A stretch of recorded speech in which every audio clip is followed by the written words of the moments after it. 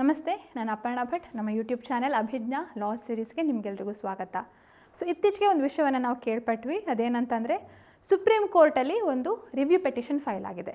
ಯಾವುದಕ್ಕೆ ಸಂಬಂಧಪಟ್ಟ ಹಾಗೆ ಆಲ್ರೆಡಿ ಒಂದು ಜಜ್ಮೆಂಟ್ ಬಂದಿತ್ತು ಲಾಸ್ಟ್ ವೀಕ್. ಹಾಗೆ ಅದೇನಂತಂದರೆ ಸಿವಿಲ್ ಜಡ್ಜ್ ಎಕ್ಸಾಮ್ ಬರೆಯೋಂಥವರಿಗೆ ಕಡ್ಡಾಯವಾಗಿ 3 ವರ್ಷ ಪ್ರಾಕ್ಟೀಸ್ ಆಗಿರಲೇಬೇಕು, ವಕೀಲಿಕೆ ಪ್ರಾಕ್ಟೀಸ್ ಆಗಿರಲೇಬೇಕು ಅಂತ ಹೇಳುವಂಥ ವಿಚಾರ.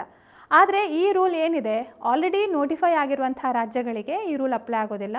ಫ್ರೆಷರ್ಸ್ ಕೂಡ ಅಪ್ಲೈ ಮಾಡ್ಬೋದು, ಫ್ರೆಷರ್ಸ್ ಕೂಡ ಬರೀಬೋದು ಎಕ್ಸಾಮು. ಬಟ್ ಅದರ ನಂತರದ್ದು ಜಜ್ಮೆಂಟ್ ಡೇಟ್ನ ನಂತರದ್ದು ಯಾವುದ್ಯಾವುದು ನೋಟಿಫೈ ಆಗುತ್ತೆ, ಅಲ್ಲಿ ಫ್ರೆಷರ್ಸ್ ಬರೀಲಿಕ್ಕೆ ಸಾಧ್ಯ ಇಲ್ಲ. ಕಡ್ಡಾಯವಾಗಿ 3 ವರ್ಷ ಪ್ರಾಕ್ಟೀಸ್ ಬೇಕೇ ಬೇಕಂತ ಹೇಳುವಂಥ ಜಜ್ಮೆಂಟ್. ಸೊ ಈ ಜಜ್ಮೆಂಟ್ನ ವಿರುದ್ಧ ಸುಪ್ರೀಂ ಕೋರ್ಟಲ್ಲಿ ರಿವ್ಯೂ ಪೆಟಿಷನ್ ಫೈಲ್ ಆಗಿದೆ. ಸೊ ಇದರ ಕಾನ್ಸಿಕ್ವೆನ್ಸ್ ಏನಾಗುತ್ತೆ ಅಂತ ಹೇಳುವಂಥದ್ದನ್ನು, ಸೊ ತುಂಬ ಡೀಟೇಲ್ ಆದ ವಿಚಾರ ಇನ್ನೂ ಯಾರಿಗೂ ಇನ್ನೂ ಇದಾಗಬೇಕು, ಕೋರ್ಟಲ್ಲಿ ಹಿಯರಿಂಗ್ ಎಲ್ಲ ಆಗಬೇಕು. ಬಟ್ ಪ್ರಾಥಮಿಕ ಹಂತದಲ್ಲಿ ಇರುವಂಥದ್ದು ಇದ್ರೂ ಸಹ ಮುಂದೆ ನಾವು ಹೇಗೆ ತಯಾರಿ ಮಾಡ್ಕೊಳ್ಬೇಕು ಅದರದ್ದು ಐಡಿಯಾ ಏನು ಅಂತ ಹೇಳುವಂಥದ್ದನ್ನ ಈ ವಿಡಿಯೋದಲ್ಲಿ ತಿಳಿಸ್ಕೊಡ್ತಿದ್ದೇನೆ. Okay, so review petition in Supreme Court against 3 years mandatory practice for judge exam. Civil judge exam, district judge ಅಲ್ಲ, ಸಿವಿಲ್ ಜಡ್ಜ್ ಎಕ್ಸಾಮ್ಗೆ ಸಂಬಂಧಪಟ್ಟ ಹಾಗೆ. ಸೊ ಮುಂದೆ ಏನಾಗುತ್ತೆ ಅಥವಾ ಏನು ಮಾಡಬೇಕು, ಏನಾಗುತ್ತೆ ಅಂತ ನಮ್ಗೆ ಗೊತ್ತಿಲ್ಲ. ಬಟ್ ನಾವು ಯಾವ ರೀತಿಯಲ್ಲಿ ನಿರೀಕ್ಷೆಯಲ್ಲಿ ಇರಬೇಕು ಅಂತ ಹೇಳುವಂಥದ್ದು. ಸೊ ನಾವು ಅದರದ್ದು ಒಂದು ವೆಬ್ಸೈಟ್ನ ಒಂದು ರಿಪೋರ್ಟನ್ನು ನೋಡೋಣ. ಸೊ ಲೈವ್ ಲಾದಲ್ಲಿ ಇರುವಂಥ ಒಂದು ರಿಪೋರ್ಟನ್ನು ನೋಡೋಣ. ಸೊ ಇದು ಉತ್ತರ ಪ್ರದೇಶದ ಅವರು ಈ ರಿಟ್ ಪೆಟಿಷನ್ನ ಫೈಲ್ ಮಾಡಿರುವಂಥದ್ದು. ಸೊ ಅವರ ಹೇಳಿಕೆ ಏನಂತಂದರೆ, ಇಲ್ಲಿ ನಾವು ನೋಡುವಂಥದ್ದು ಇಮಿಡಿಯೇಟ್ ಎನ್ಫೋರ್ಸ್ ಮಾಡುವಂಥದ್ದು ಏನಿದೆಯಲ್ಲ, ಅದು ಆರ್ಟಿಕಲ್ 14 ವೈಲೇಟ್ ಆಗುತ್ತೆ. ಸೊ ಅಂಟಿಲ್ 2027 2027 ತನಕ 2027 ತನಕ ಈ ರೂಲ್ ಇಂಪ್ಲಿಮೆಂಟ್ ಆಗಬಾರ್ದು ಅಂತ ಹೇಳುವಂಥದ್ದು. ಅಂದರೆ ಸಂಪೂರ್ಣವಾಗಿ ಈ ರೂಲನ್ನು ನಿಷೇಧ ಮಾಡಿ ಅಂತ ಅಲ್ಲ, ಬಟ್ 2027 ನಂತರದ ಒಂದು ಯಾವುದಾದ್ರು ರಿಕ್ರೂಟ್ಮೆಂಟ್ ಪ್ರೊಸೆಸ್ ಇರುತ್ತೆ, ಅವುಗಳಿಗೆ ಅಲ್ಲಿ ತನಕ ಈ 3 years ಮ್ಯಾಂಡೇಟರಿ ಪ್ರಾಕ್ಟೀಸನ್ನು ಅಪ್ಲೈ ಮಾಡಬಾರ್ದು. ಯಾಕೆಂದರೆ ಈ ಗ್ರ್ಯಾಜುಯೇಟ್ಸ್ ಏನಿದ್ದಾರೆ 2023-25 ಸಾಲಿನ ಗ್ರ್ಯಾಜುಯೇಟ್ಸ್ಗಳು, ಅವರು ಪಾಪ ಅದೇ ಒಂದು ಗೋಲ್ ಇಟ್ಕೊಂಡು ತಯಾರಿ ಮಾಡ್ಕೊಳ್ತಿರ್ತಾರೆ. ಸೊ ಅವರಿಗೆ ಅಫೆಕ್ಟ್ ಆಗುತ್ತೆ ಅಂತ ಹೇಳುವಂಥ ವಿಚಾರ. ಸೊ ಇದನ್ನು ನಾವು ಎಲ್ಲ ರಾಜ್ಯಗಳಿಗೂ ಹೇಳ್ಬೋದು, ಬಟ್ ಕರ್ನಾಟಕದ ಪರಿಸ್ಥಿತಿಯನ್ನು ನೋಡಿಕೊಂಡು ಅನಲೈಸ್ ಮಾಡಲಿಕ್ಕೆ ಹೋಗೋಣ. ಸೊ ಇಷ್ಟೇ ನಾವು ಕಾಣುವಂಥದ್ದು. Review petitioner Chandrasena Yadav, practising advocate. So ಅವರು ಮಾಡಿರುವಂಥ ಇದು. ಸೊ ಅಲ್ಲಿ ಏನು ಆರ್ಗ್ಯುಮೆಂಟ್ಸ್ ಮಾಡಿದರೆ ಹೇಳುವಂಥದ್ದಕ್ಕಿಂತ ನಾವು ಹೇಗೆ ಮುಂದೆ ಇದನ್ನು ನಾವು ಇದಾಗುವಂಥ ಪರಿಸ್ಥಿತಿ ಹೇಗಿರ್ಬೋದು, ನಮ್ಮ ಆಸ್ಪಿರೆಂಟ್ಸ್ಗಳು ಯಾವ ರೀತಿ ಮಾನಸಿಕ ಒಂದು ದೃಢತೆಯನ್ನು ಕಾಯ್ಕೊಳ್ಬೇಕು ಹೇಳುವಂಥದ್ದು. ಸೊ ಈಗ ಏನಾಗಿದೆ 2025. ಸೊ ಕೆಲವೊಂದು ರಾಜ್ಯಗಳಲ್ಲಿ ನೋಟಿಫೈ ಆಗಿದೆ, ಕೆಲವೊಂದು ರಾಜ್ಯಗಳಲ್ಲಿ ನೋಟಿಫಿಕೇಷನ್ ಆಗಿಲ್ಲ. ನಾನು ಯಾವ ಡೇಟನ್ನು ಹಿಡ್ಕೊಂಡಿದ್ದೇನೆ, ಜಜ್ಮೆಂಟ್ ಡೇಟ್ ಏನಿದೆ ಅದಕ್ಕೆ ಸಂಬಂಧಪಟ್ಟ ಹಾಗೆ. ಸೊ ಜಜ್ಮೆಂಟ್ ಡೇಕ್ಕಿಂತ ಪೂರ್ವದಲ್ಲಿ ನೋಟಿಫೈ ಆಗಿರೋಂಥವ್ರೆಲ್ಲರಿಗೂ ಕೂಡ ಫ್ರೆಷರ್ಸ್ ಅಂದರೆ ಮೊದಲೇ ಅಪ್ಲೈ ಮಾಡಿ, ಈಗ ಕರ್ನಾಟಕದಲ್ಲಂತೂ ಅಪ್ಲಿಕೇಶನ್ ಕೂಡ ಫೈಲ್ ಮಾಡಬೇಕಿತ್ತು. ಸೊ ಯಾರ್ಯಾರು ಅಪ್ಲೈ ಮಾಡಿದ್ದಾರೆ ಫ್ರೆಷರ್ಸು, ಅವ್ರಿಗೂ ಕೂಡ ಎಕ್ಸಾಮ್ ಬರೆಯುವಂಥ ಅವಕಾಶ ಸಿಗ್ತಾ ಇದೆ.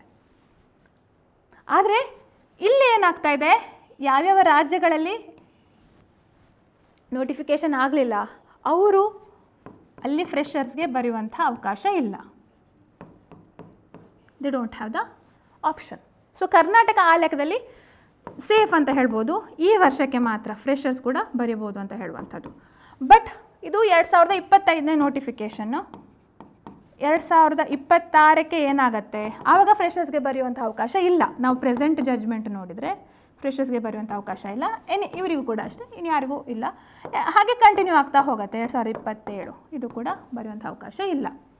ಸೊ ಒಂದು ವೇಳೆ ಈ ರಿವ್ಯೂ ಪೆಟಿಷನ್ ಪ್ರಕಾರನೇ ಸುಪ್ರೀಂ ಕೋರ್ಟ್ ಜಜ್ಮೆಂಟ್ ನೀಡಿದರೆ, so until 2027 exactly date we don't know, ಯಾವ ಡೇಟ್ ಅಂತೇಳಿ ಅವರು ಇದು ಮಾಡ್ಬೋದು ಅಂತೇಳಿ ಮಾಡಿದ್ದಾರೆ. ಐ ಡೋಂಟ್ ನೋ, ಜಸ್ಟ್ ಅದರದ್ದು ಪಾಸಿಬಿಲಿಟೀಸ್ ಹೇಳ್ತಾ ಇರುವಂಥದ್ದು. ಈ ರಿವ್ಯೂ ಪಿಟಿಷನನ್ನು ಹೇಗೂ ಅದನ್ನು ಪುರಸ್ಕರಿಸದೇ ಇದ್ದರೆ ಆವಾಗ ನಾರ್ಮಲಿ ಇದು ಅಪ್ಲೈ ಆಗುತ್ತೆ. 3 ವರ್ಷದ ನಂತರ, 3 ವರ್ಷ ಪ್ರಾಕ್ಟೀಸ್ ಮಾಡಿದ ನಂತರನೇ ಅವರು ಎಕ್ಸಾಮ್ ಬರೀಬೋದು, ಎಲಿಜಿಬಿಲಿಟಿ ಬರುತ್ತೆ ಅಂತೇಳಿ.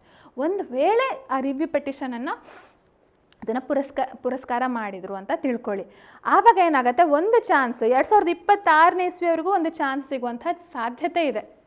ಇನ್ನು 2027ರಲ್ಲಿ ವಿ ಡೋಂಟ್ ನೋ, ಯಾಕೆಂದರೆ ಯಾವಾಗ ನೋಟಿಫಿಕೇಷನ್ ಬರುತ್ತೆ ಹೇಗೆ ಹೇಳುವಂಥದ್ದು ಗೊತ್ತಿಲ್ಲ. ಒಂದೊಂದು ರಾಜ್ಯಗಳಲ್ಲಿ ಈಗ ಜನವರಿಲಿ ಬರುತ್ತೆ, ಕೆಲಸ ಡಿಸೆಂಬರಲ್ಲಿ ಬರುತ್ತೆ. ಸುಪ್ರೀಂ ಕೋರ್ಟ್ ಅಲೋ ಮಾಡಿ ಒಂದು ವೇಳೆ ಡೇಟ್ ಫಿಕ್ಸ್ ಮಾಡಿದರೆ ಇಟ್ ಡಿಪೆಂಡ್ಸ್. ಹಾಗೆ 2022 ತನಕನೇ ಇರಬೇಕಂತನಲ್ಲ, depends upon court how it reviews ಅಲ್ವಾ. ಸೊ ಈ ವರ್ಷದವರಿಗೆ ಹೇಗೂ ತೊಂದರೆ ಇಲ್ಲ, ಮುಂದಿನ ವರ್ಷದವರಿಗೆ ಒಂದು ಸಣ್ಣದಾದಂಥ ಒಂದು ಭರವಸೆ ಮೂಡ್ತಾ ಇದೆ ಈ ಒಂದು ರಿವ್ಯೂ ಪೆಟಿಷನ್ನ ಕಾರಣದಿಂದ. ಓಕೆ, ಸೊ ಏನು ಮಾಡಬೇಕು, ನಾವು ಓದಬೇಕಾ ಬೇಡವಾ ಹೇಳುವಂಥದ್ದು ಪ್ರಶ್ನೆ ತುಂಬ ಜನರಿಗೆ ಬರುತ್ತೆ. ನೋಡಿ, ಒಂದು ವಿಚಾರ ಹೇಳ್ತಾನೆ, ಇಲ್ಲಿಯ ತನಕ 2025ನಲ್ಲಿ ನೋಟಿಫಿಕೇಷನ್ ಹೊರಡಿಸೋ ತನಕನೂ ಸಹ ಫ್ರೆಷರ್ಸ್ ಅಪ್ಲೈ ಮಾಡ್ಬೋದಿತ್ತು. ಆದರೆ ಪ್ರೀವಿಯಸ್ ಎಕ್ಸಾಮ್ ಯಾವಾಗಾಗಿತ್ತು, 2023ರಲ್ಲಿ I think they might have called in February ಹಾಗೆ ಕರೆದಿರ್ಬೋದು, ಫೆಬ್ರವರಿ ಏಪ್ರಿಲಲ್ಲಿ ಸಮಥಿಂಗ್. ಆಮೇಲೆ ಇಡೀ ಎಂಟೈರ್ 2024ಕ್ಕೆ ಯಾವುದೇ ಎಕ್ಸಾಮ್ ಆಗಲಿಲ್ಲ.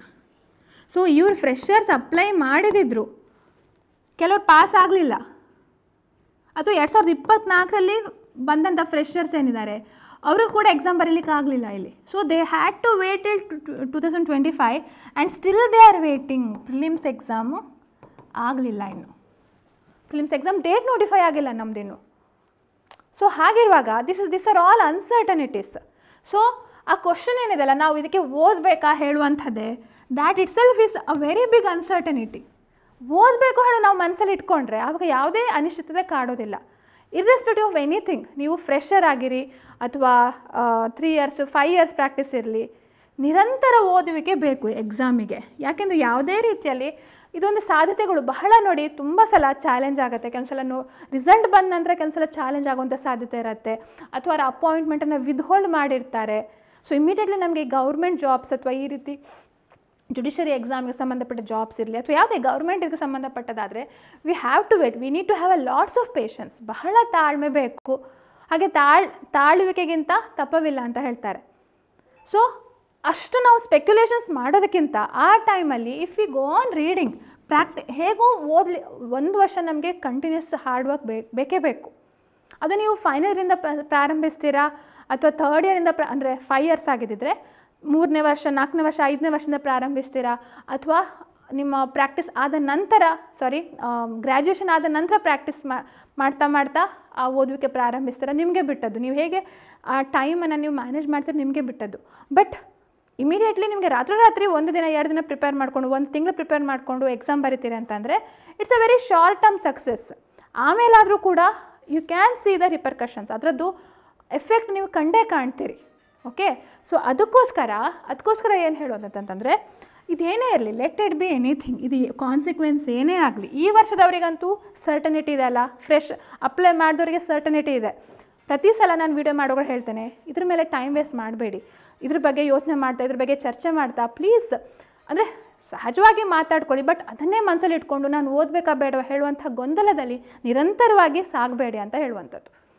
ಓದಲಿಕ್ಕೆ ಪ್ರಾರಂಭ ಮಾಡಿದ್ದು, ಯಾವಾಗ ನೀವು ಓದಲಿಕ್ಕೆ ಪ್ರಾರಂಭ ಮಾಡ್ತೀರಿ, ನೀವು ಒಂದು ಪಾಸಿಟಿವ್ ಸ್ಟೆಪ್ಸ್ ತೊಗೊಂಡ್ರೆ ನಿಮಗೆ ಹಲವಾರು ಮಾರ್ಗಗಳು ಕಾಣ್ತಾ ಹೋಗ್ತವೆ. ಓದ್ತಾ ಹೋಗಿ, ಸ್ಟಾರ್ಟ್ ವಿತ್ CPC ಅಥವಾ ಕಷ್ಟದ ಸಬ್ಜೆಕ್ಟ್, ನಿಮಗೆ ತುಂಬ ಟೈಮ್ ಬೇಕಾಗುವಂಥ ಸಬ್ಜೆಕ್ಟ್ ಓದಲಿಕ್ಕೆ, ಅಂಥ ಸಬ್ಜೆಕ್ಟ್ಗಳನ್ನು ತೊಗೊಳ್ಳಿ, ಓದಿ, ಆಯಿತಾ. So that is the only solution. ಇದಕ್ಕೆ ಬೇರೆ ಯಾವುದು ನಮ್ಗೆ ಸಮಾಧಾನ ಮಾಡುವಂಥ ಯಾವುದೇ ರೀತಿಯ ಸೊಲ್ಯೂಷನ್ನು ಐ ಡೋಂಟ್ ನೋ ಅಂದರೆ ನಿಮಗೆ ಹೇಳುವಂಥದ್ದು. ಬಟ್ ಓದಿ ಅಂತ ಹೇಳ್ಬೋದು. ಯಾಕೆಂದರೆ ಓದಲಿಕ್ಕೆ ನಮಗೆ ಹಲವಾರು ಪ್ರಾಬ್ಲಮ್ಗಳಾಗ್ತವೆ.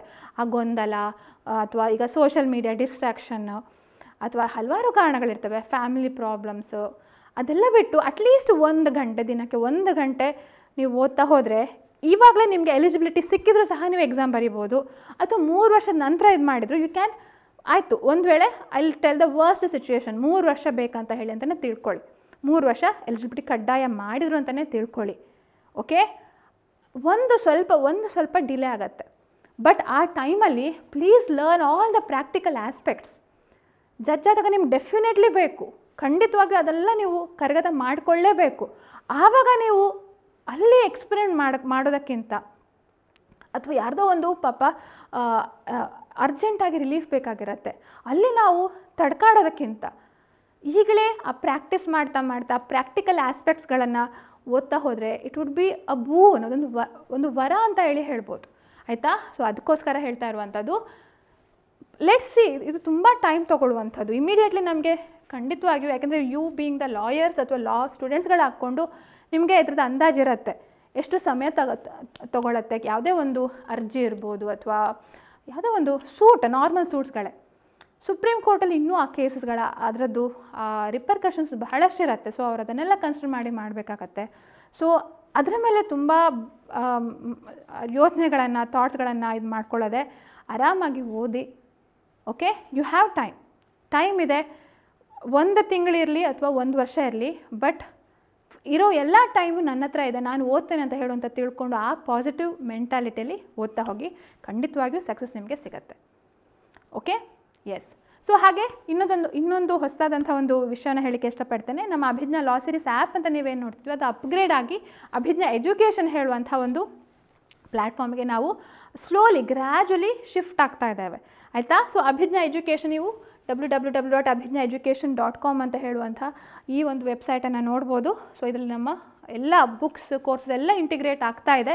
ಇನ್ನು ಆ ಪ್ರೊಸೆಸಲ್ಲಿದೆ, ಬಟ್ ಕೋರ್ಸಸ್ಗಳು ಆಲ್ ಇಂಡಿಯಾ ಬಾರ್ ಎಕ್ಸಾಮಿನೇಷನ್ ಇದರಲ್ಲಿ ಅವೈಲೇಬಲ್ ಇದೆ ಈಗ, ಆಯಿತಾ. ಹಾಗಂತ ಅಭಿಜ್ಞಾ ಲಾ ಸೀರೀಸಲ್ಲಿ ಆ್ಯಪಲ್ಲಿ ಯಾರಾದರೂ ತೊಗೊಂಡಿದ್ರೆ ಅವರಿಗೂ ಕೂಡ ಎಲ್ಲ ಕೋರ್ಸ್ಗಳು ಲಭ್ಯ ಇದೆ. ಇನ್ನು 1-2 ವರ್ಷದಲ್ಲಿ ಇದು ಶಿಫ್ಟ್ ಆಗುವಂಥ process. You can choose any of the platforms. ಆದರೂ this is a better one. ಎಲ್ಲ ಇಂಟಿಗ್ರೇಟ್ ಆಗಿ ಇಂಗ್ಲೀಷ್ ಹಾಗೂ ಕನ್ನಡ ಕಂಪ್ಲೀಟ್ ಇಂಗ್ಲೀಷ್ ಲೆಸನ್ಗಳು ಸಿಗ್ತವೆ, ಕಂಪ್ಲೀಟ್ ಕನ್ನಡ ಲೆಸನ್ಗಳು ಸಿಗ್ತವೆ. ಸೊ ಆ ರೀತಿ ನಾವು ಕ್ಯಾಟಗರೈಸ್ ಮಾಡಿರುವಂಥದ್ದು. ಸೊ ಇತ್ತೀಚೆಗೆ ಈಗ 1 ವಾರ ಅಷ್ಟೇ ಆಯಿತು all India Bar examination online course ಪ್ರಾರಂಭ ಆಗಿದೆ. ಇನ್ನು ಸ್ವಲ್ಪ ದಿನದಲ್ಲೇ ಪ್ರಿಲಿಮ್ಸ್ ಜುಡಿಷರಿ ಇದಕ್ಕೆ ಸಂಬಂಧಪಟ್ಟ ಕ್ರ್ಯಾಶ್ ಕೋರ್ಸ್ ಕೂಡ ಪ್ರಾರಂಭ ಆಗುತ್ತೆ. ಸೊ ಸ್ವಲ್ಪ ಟೆಕ್ನಿಕಲ್ ಇದ್ರು, ಆ್ಯಕ್ಚುಲಿ ಈ ವಾರನೇ ಪ್ರಾರಂಭ ಆಗಬೇಕಿತ್ತು, ಸ್ವಲ್ಪ ಟೆಕ್ನಿಕಲ್ ಇಶ್ಯೂ ಇರೋ ಕಾರಣಕ್ಕೆ ನಾವು ಸ್ವಲ್ಪ ಮುಂದೂಡಿದ್ದೇವೆ ಅಷ್ಟೇ. But we will be starting that batch also. So ಬ್ಯಾಚ್ನ ವಿಶೇಷತೆ ಏನಂತಂದರೆ ನಿಮಗೆ ಸರಿಯಾಗಿ ಕಾಣುತ್ತೆ ಯಾವುದು ನಂತರ ಯಾವುದು ಅಂತ ಹೇಳಿ. ಸೊ ಒಂದು ವೇಳೆ ಆ ಕೋರ್ಸ್ ಅಂತ ಬಂದರೆ ನೀವು ಆವಾಗ ಎಕ್ಸ್ಪ್ಲೋರ್ ಅಂತ ಕೊಡಿ, ಗೂಗಲ್ ಮುಖಾಂತರನೂ ಸೈನ್ ಇನ್ ಆಗ್ಬೋದು. ಅದರ ಕ್ಲಾಸಸ್ಗಳು ಎಲ್ಲವೂ ಕೂಡ ನಿಮಗೆ ಇಲ್ಲಿ ನೋಡ್ಬೋದು. ಎಕ್ಸಾಂಪಲ್, ಸೊ ಈ ರೀತಿ ಯು ಕ್ಯಾನ್ ಸಿ ಯಾವ ದಿನ ಅಂದರೆ ಯಾವ್ದು ನಂತರ ನಾವು ಯಾವುದು ಓದಬೇಕು ಹೇಳುವಂಥದ್ದು. ಯಾಕೆಂದರೆ that is the main thing. Structured ಕೋರ್ಸಸ್ಗಳು ಈಗ ಒಂದಷ್ಟು ನಾವು ಈಗ ವಾಟ್ ಐ ಹ್ಯಾವ್ ಎಕ್ಸ್ಪೀರಿಯನ್ಸ್ಡ್, ನಾನು ಎಕ್ಸ್ಪೀರಿಯನ್ಸ್ ಮಾಡಿರೋ ಪ್ರಕಾರ ಸ್ಟೂಡೆಂಟ್ಸ್ಗಳಿಗೆ ಒಂದು 60 ವೀಡಿಯೋಗಳು ಕೊಟ್ಟು ನೀವು ಇದನ್ನು ಓದಿ ಅಂದರೂ ಕೂಡ ದೇ ವುಡಂಟ್ ಬಿ ನೋ ಯಾವ್ದು ನಂತರ ಯಾವ್ದು ನೋಡಬೇಕು ಹೇಳುವಂಥ ಸ್ವಲ್ಪ ಗೊಂದಲಗಳು ಆಗೇ ಆಗುತ್ತೆ. ಸೊ ಅದಕ್ಕೋಸ್ಕರ ಅದೆಲ್ಲ ಸಾರ್ಟ್ ಔಟ್ ಮಾಡಲಿಕ್ಕೆ ಅಥವಾ ಒಂದು ಬ್ಯಾಚ್ ಸಿಸ್ಟಮ್, ಆಯಿತಾ. ಓಕೆ, ಸೊ ನಾವು ಕೂಡ ರೆಗ್ಯುಲರಾಗಿ ಓದ್ತಿದ್ದೇವೆ ಹೇಳುವಂಥ ಇದು ಬರಲಿಕ್ಕೆ this is a very beneficial ಒಂದು ಇದನ್ನು ನಾವು ಸ್ಟಾರ್ಟ್ ಮಾಡಿದ್ದೇವೆ, ಬ್ಯಾಚ್ ಅಂತ ಹೇಳುವಂಥದ್ದು. So All India Bar Examination batch start ಆಗಿದೆ, ಹಾಗೆ ಪ್ರಿಲಿಮ್ಸ್ ಬ್ಯಾಚ್ ಕೂಡ ಸ್ಟಾರ್ಟ್ ಆಗ್ತಾ ಇದೆ. But this is available only in Abhijna education app ಅಥವಾ ವೆಬ್ಸೈಟ್ ಕೂಡ. ವೆಬ್ಸೈಟಲ್ಲೂ ಕೂಡ ನೀವು seamlessly you can search, you can see whatever content ಇದನ್ನು ನೀವು ನೋಡ್ಬೋದು. ಅದರದ್ದು ಲಿಂಕನ್ನು ನಮ್ಮ ಯೂಟ್ಯೂಬ್ ಡಿಸ್ಕ್ರಿಪ್ಷನಲ್ಲಿ ನಾವು ನೀಡಿದ್ದೇವೆ. ಸೊ ಜುಡಿಷರಿ ಎಕ್ಸಾಮ್ ಕೂಡ ಸ್ಟಾರ್ಟ್ ಮಾಡ್ತೇವೆ. ಹಾಗೆ ಇನ್ನೂ ಹಲವಾರು ಬೇರೆ ಬೇರೆ ಆ್ಯಕ್ಟ್ಸ್ಗಳೇನಿದೆ, ಕಾನೂನು, ಬೇರೆ ಬೇರೆ ಫೀಲ್ಡ್ಗಳಿಗೆ ಬೇಕಾಗಿರುವಂಥ ಕಾನೂನುಗಳಿರ್ತವೆ, ಅಂಥ ಕಾನೂನುಗಳನ್ನು ಕೂಡ ನಾವು ಇದರಲ್ಲಿ ತರ್ತಿದ್ದೇವೆ. So it's going to be Abhijna 2.0 upgrade ಆಗ್ತಾ ಇದ್ದೇವೆ ಅಂತ ಹೇಳ್ತಾ ಈ ವಿಡಿಯೋನ ಮುಗಿಸ್ತಾ ಇದ್ದೇನೆ. ಸೊ ಈ ವಿಡಿಯೋ ಇಷ್ಟ ಆಗಿದ್ರೆ ಲೈಕ್, ಕಮೆಂಟ್, ಶೇರ್, ಸಬ್ಸ್ಕ್ರೈಬ್ ಮಾಡಲಿಕ್ಕೆ ಮರಿಬೇಡಿ. ನಮಸ್ತೆ, ಧನ್ಯವಾದಗಳು.